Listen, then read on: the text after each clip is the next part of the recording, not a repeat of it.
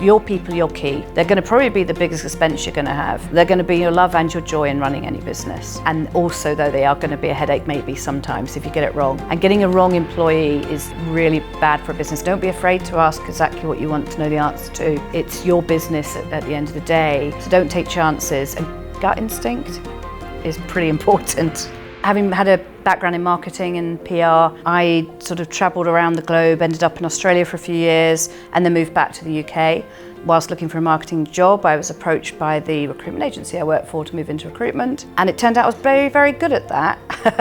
I ended up very quickly managing a large division of people that were doing very well and doing amazingly well in the business. I then thought back that for many years I'd been talking to the other directors in the business and sort of coming up with ideas because my division was the most profitable, but I was always told by the others, well, actually, we don't want to change that because it's always been done this way.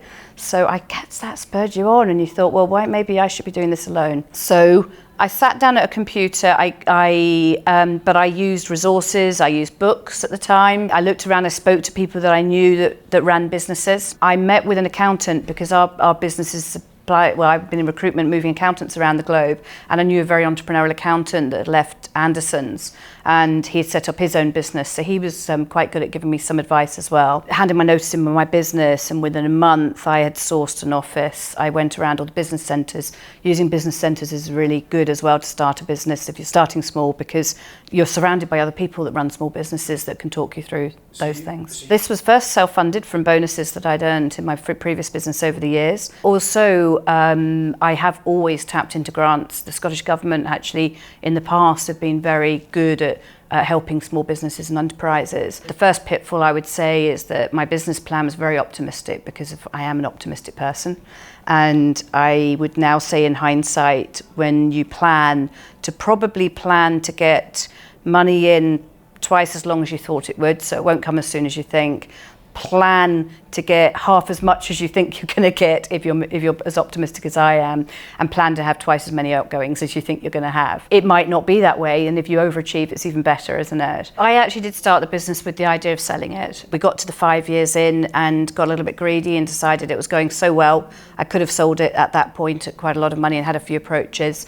But decided, no, let's stay in there, not foreseeing 2007. Yes, I have a price tag, and it's actually lower than it was when I first set up the business, because I've learned that you know, there's right timing for everything. We know in the recruitment industry how to get the best PE and you know, what to set up. Usually the sweet spot that companies are being sold for is about 20 to 28 staff. Probably at that point we'll have a 5 million turnover.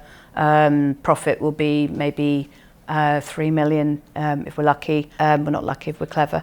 The business should you know, raise enough for me to have that lifestyle that I want, and probably move into more of a consulting type ad hoc role, helping other businesses. Now, succession planning is obviously the essential thing. So I am bringing up people through the business that I hope will be that strong person to step in where I am.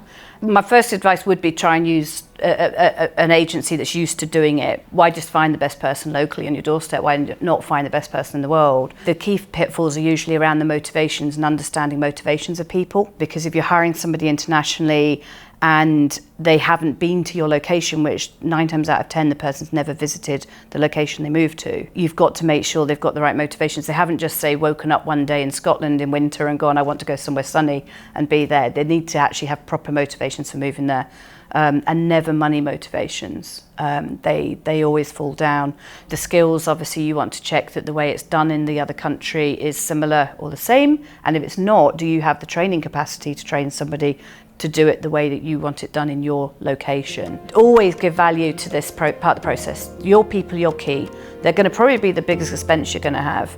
They're going to be your love and your joy in running any business. And also, though, they are going to be a headache maybe sometimes if you get it wrong. And getting a wrong employee is absolutely really bad for a business, because not only do they come in and leave, but they disrupt your existing business. Don't take people at face value. Dig down, ask more and more questions to get to what's the real truths. Think of all the questions you want to ask, and don't be afraid to ask exactly what you want to know the answer to. It's your business at the end of the day, so don't take chances. And gut instinct is pretty important.